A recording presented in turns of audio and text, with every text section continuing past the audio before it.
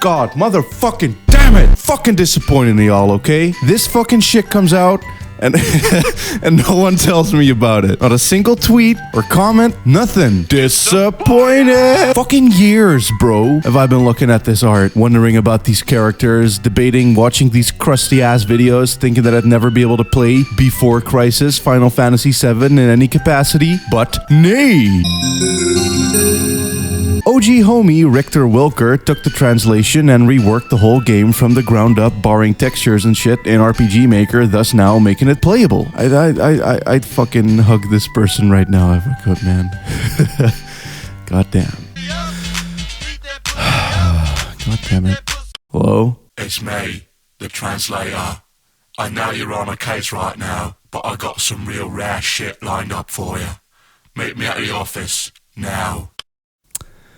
Well, anyway, if you don't know, FF7 B4C was a flip phone game released back in 2004 starring the Turks, as well as it giving big lore to the OG Avalanchers as seen in Remake. It was part of the compilation along with Crisis Core and the Best Game Dirge and movie and anime and book. Unlike all of those though, it wasn't ever released outside of Japan due to our phones not being advanced enough to run it. For real, Japan was on some mad future shit with those. Just look at Cloud Go. And while a DS and or PSP version were entertained, they were never made. Some folks did eventually translate the script into English, but getting a ROM or something to play the ROM on to patch it would be next to impossible given that said future phones and their markets are about as fickle as our modern phones is. So here it was, stuck in blurry ass YouTube videos for years up until now, where you can play it with the best walking animations the world has ever seen. Because RPG Maker though, some things got lost in translation a bit. Like the OG had this really dynamic, twowy ass looking battle system with all kinds of animations and movement happening.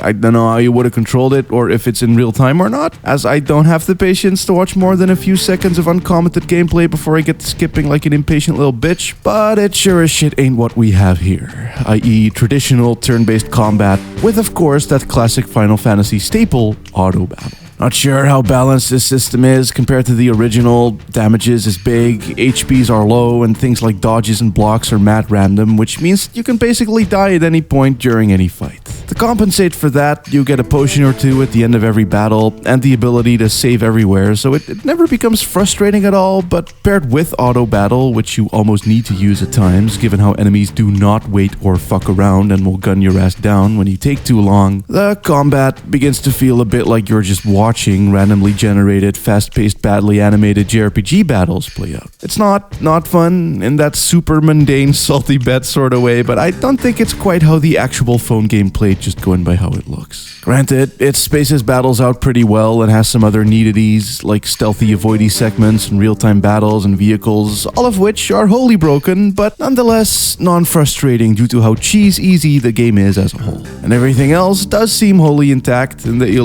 walk in between dialogue triggers and Lord knows RPG Maker can do that. Besides, let's be real here. Fuck gameplay. The real draw is gonna be the story.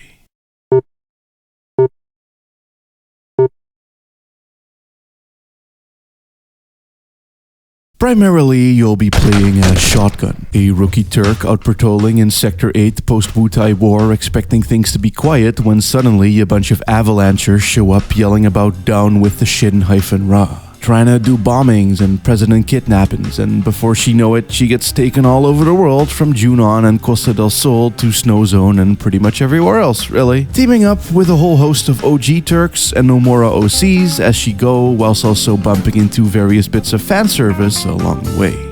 And chill! It's a very mobile game-ass story, not gonna lie.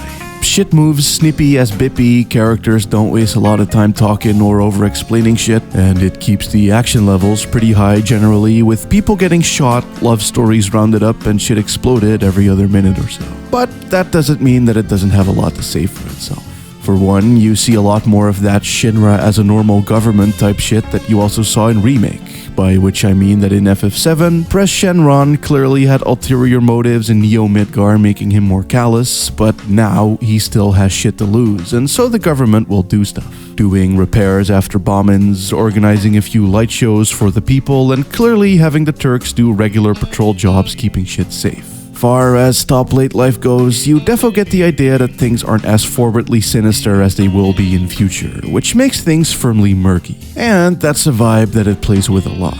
As you see, considering that Barrett's gang is treated as the weirdo extremist Avalanche offshoot, it's pretty nuts to see how extreme these guys are. One of the first things they do is rev up the big cannon at Junon, trying to shoot it straight at Midgar, which would kick up the casualty rate a fair bit higher than any reactor blowbang ever would, I can tell you that much. The Avalanche leaders are also like, Your end will be soon, Mr. President. feeling well villainous to you, the villains. Sure, Pres Shinra is still Pres Shinra. Just because you escort him out of here while he's groveling in a panic doesn't mean that he's suddenly cool, but at least early on, you don't really see him not being that neither.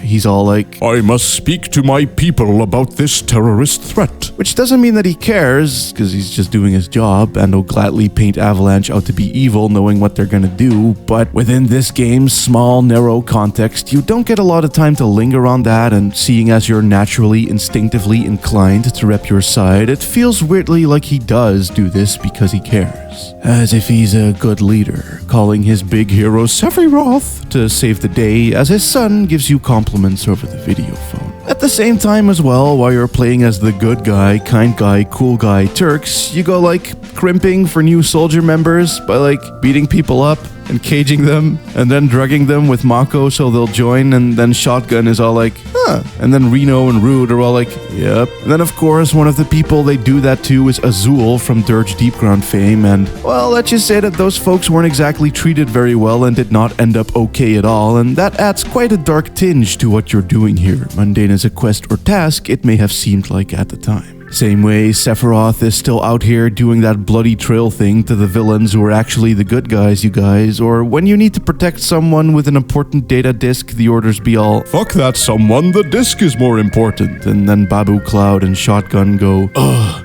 the mission, but my feelings. And so, slowly but surely, you get to thinking, hey, maybe we are the baddies, which, you know, it is kind of like, duh. But I still think it's neat how they pull it off from like a subtle emotional experience where it doesn't necessarily always feel quite that obvious despite you knowing better. Especially when some of these Avalanche cells, as stated, ain't exactly clean either. Got this motherfucker and this Black Avalanche members whom he callously kills because he's on some turbo livestream hippie, all I did was return them to the planet, technically their lives mean nothing type shit. And then they also try to recruit Hojo at some point and a bunch of other shit I don't want to spoil.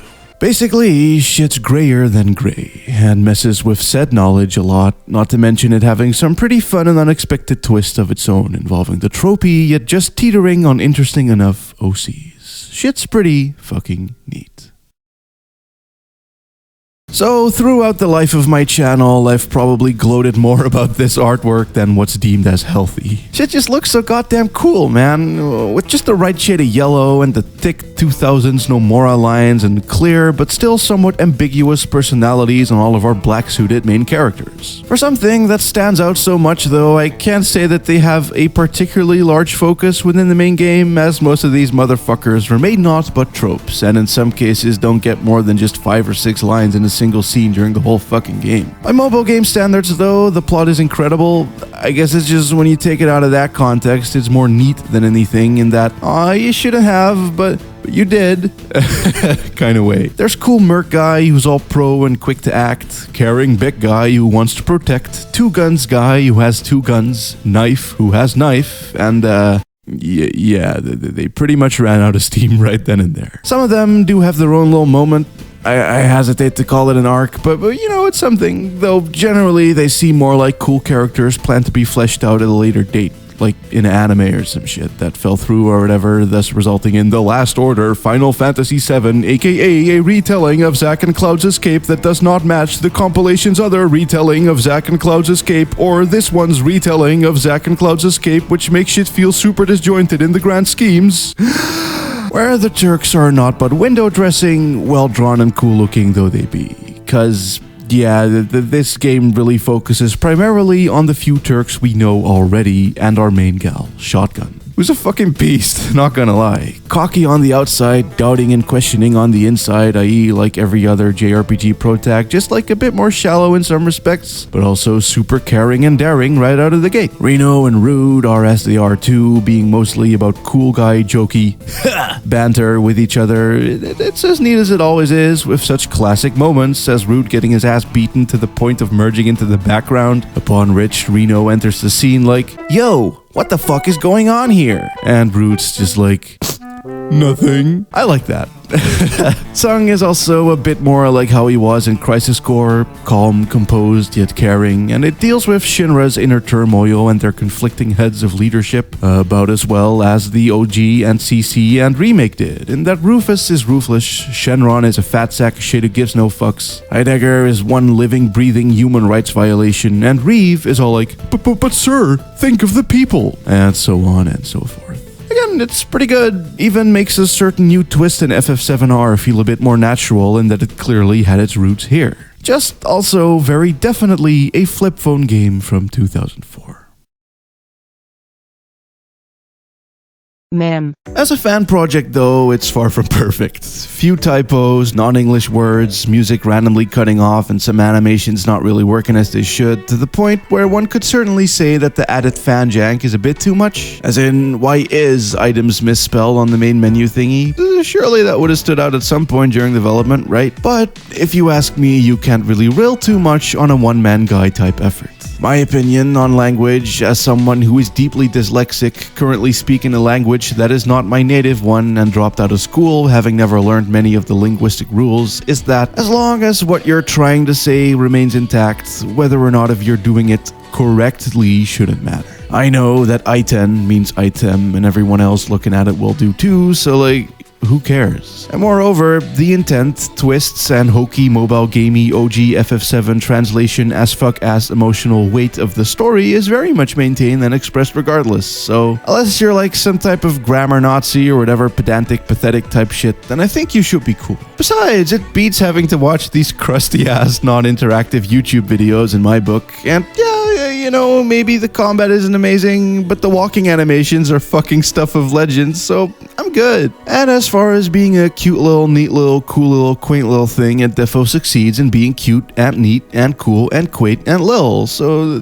take that for what you will. It's also a surprisingly beefy game, clocking into the fat 6 to 7 hours and having far more story than what I initially expected it to have based on the first couple. It picks up steam in that aspect for sure, and all in all, I'm just glad that after all these years, I was finally able to play it. Once again though, cheers to Richter Wilker for doing all of this, and I defo recommend you check this out if you were as interested in this game growing up as I was. Right, I got something very special for you this time. To be continued.